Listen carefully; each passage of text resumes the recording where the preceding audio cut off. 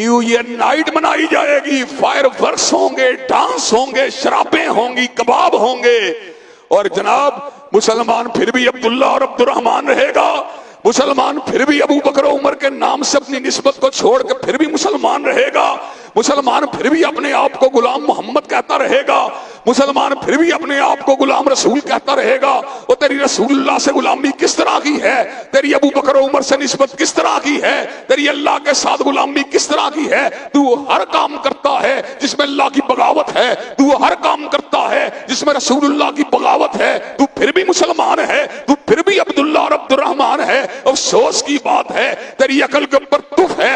حضرات گرامی قدر، کبھی سٹی ہاؤسنگ کے اندر ڈانس ہے، کبھی بحریہ ٹاؤن کے اندر ڈانس ہے۔ یہ ٹاؤن کیوں بنائے گئے ہیں؟ یہ ٹاؤن کیا اس لیے بنائے گئے ہیں کہ یہاں ڈانسنگ کلب کیے جائیں، یہاں ڈانسنگ کلب قائم کیے جائیں۔ یہ ٹاؤن اس لیے بنائے گئے ہیں یہ مسلمانوں کی بیٹیوں کو نچایا جائے۔ یہ ٹاؤن اس لیے بنائے گئے ہیں رقص و سرود کی محفلوں کو سجایا جائے۔ یہ ٹاؤن اس لیے بنائے گئے ہیں شراب کے جاموں کو لڑایا جائے۔ یہ ٹاؤن اس لیے بنائے گئے ہیں جوئے کو کھیلا جائے۔ یہ ٹاؤن اس لیے بنائے گئے ہیں کہ اسلام کو ذبح کیا جائے اور مسلمانوں کے سارے اعمال کو مسجد کے اندر پھینک کر مسجد کو باہر سے تالا لگا دیا جائے۔